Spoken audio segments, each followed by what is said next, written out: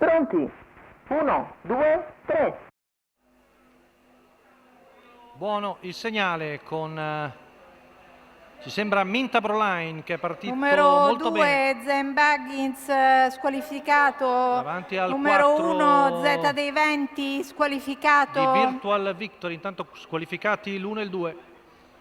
200 passati in 16,4, siamo al primo passaggio davanti alle tribune con Marco Stefani e lo svedese Minta Broline in vantaggio davanti a Virtual Victory, poi 0-1 MMG a precedere Simon Barboy. Intanto i due penalizzati subito avanzano all'esterno. Antonio Greppi con Universo Jet cerca di scavalcare Topolo P.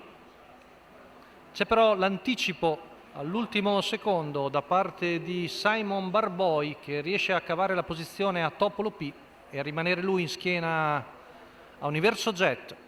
Intanto i 600 sono andati via in 47,3, sempre in vantaggio il figlio di Quit Easy con Marco Stefani.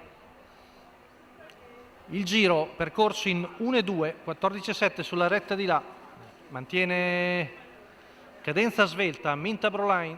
All'esterno è Universo Jet a precedere l'8 di Simon Barboy e il 9 di Topolo P. Questo è il treno esterno, mentre all'interno sono Virtual Victory. Intanto il primo chilometro in 1,17,3.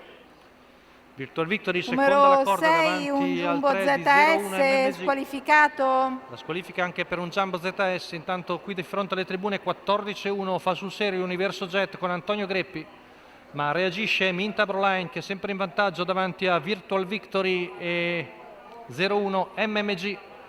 All'esterno coperto Simon Barboy, curva passata in 14,6. Minta Broline contro Universo Jet, si staccano in lotte i due. Poi sollecitati gli altri, sia Virtual Victory che Simon Barboy, ancora in terza pariglia Topolo P, retta di là, passata in 13,8 addirittura, con in vantaggio sempre il figlio di Quitisi che reagisce agli attacchi portatogli da Universo Jet, lungo la corda, molto pericoloso Virtual Victory. Ci prova ancora Topolo P, ma ancora un po' indietro, ultima curva passata in 15,1, retta d'arrivo, in vantaggio Minta Broline su Virtual Victory che si butta di dentro, ultimi 50 metri, Minta Broline in vantaggio e viene a vincere su Virtual Victory e il 3 di 0-1 MMG. Un Marco Stefani letteralmente scatenato questa sera, terza vittoria per lui, questa volta con lo svedese Minta Broline, treni di Diego Dall'Oglio, i colori di Dan Ulberg.